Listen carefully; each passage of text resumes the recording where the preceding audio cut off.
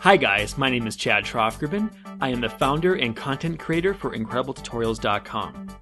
I have teamed up with Smith Micro to bring you these brand new Anime Studio 9 tutorials. So let's get started. In both Anime Studio Debut and Pro, you have access to the Character Wizard, which allows you to quickly create a character using a variety of different presets. To access the Character Wizard, simply go up to the character silhouette on the top right corner of your software. Click, and now a new window will appear. The first thing you'll notice is at the top you have a presets drop-down menu. From here you can choose from all sorts of different presets. Right now we have a bald man preset, but we could choose, let's say, a girl with curly hair. Or a creature. There's all sorts of different presets to choose from, so pick one that you want to start with. Let's say you choose a preset and you adjust all of the properties below how you want them.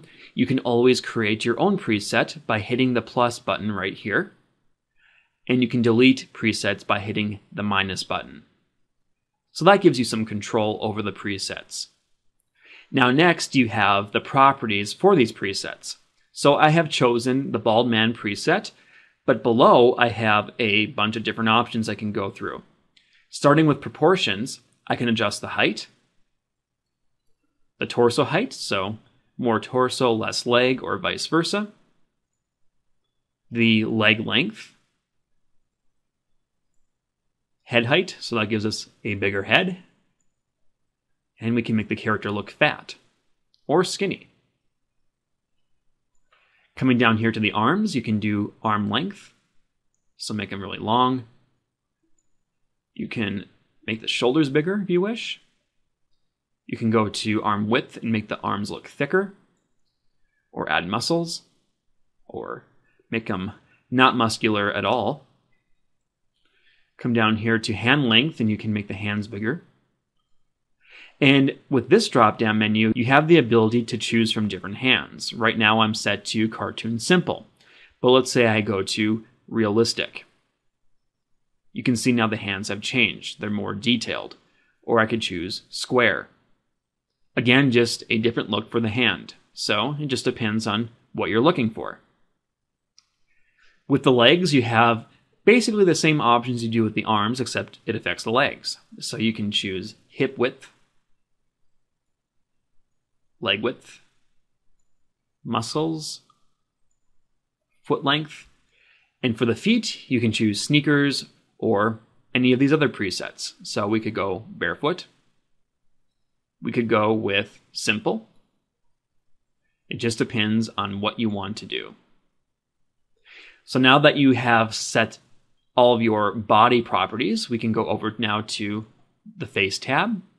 In here you can adjust your head, so there are presets for the head. So if we come here, we could, for instance, change it to Anime Boy Winter or Boy Toon. Again, it just gives you different presets to play with.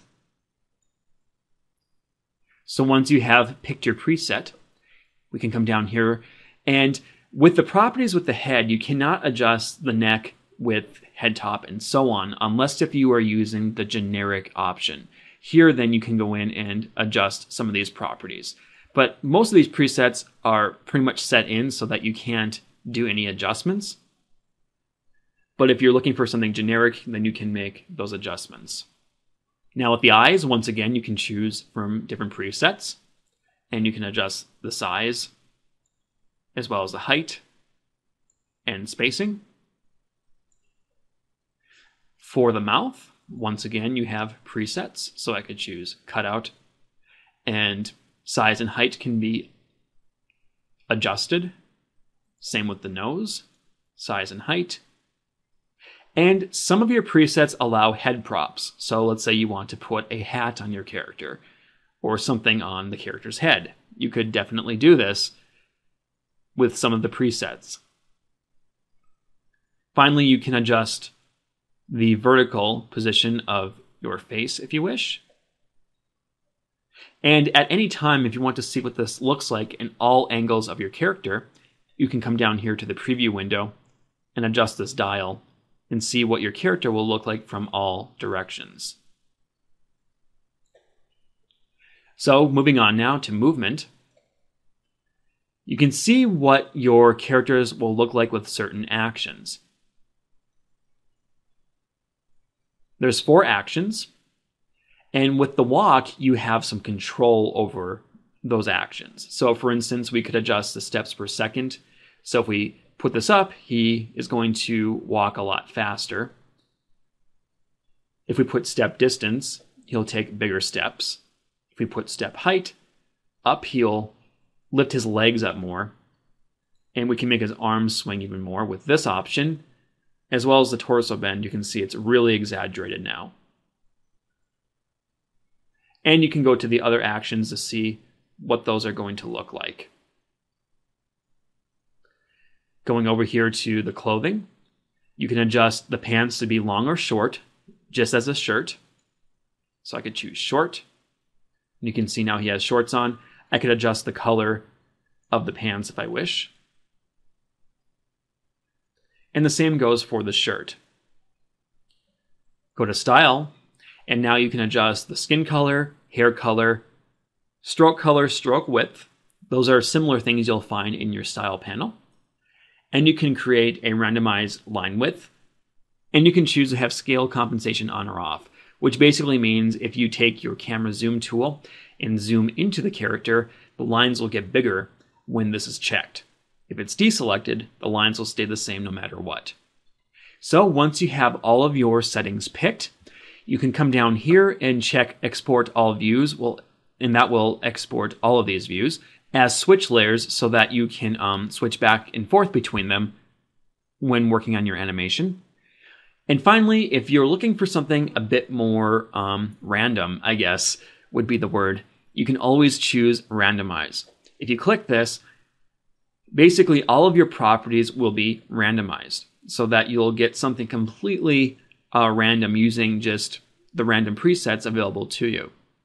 So once you find something that you like, you can click OK.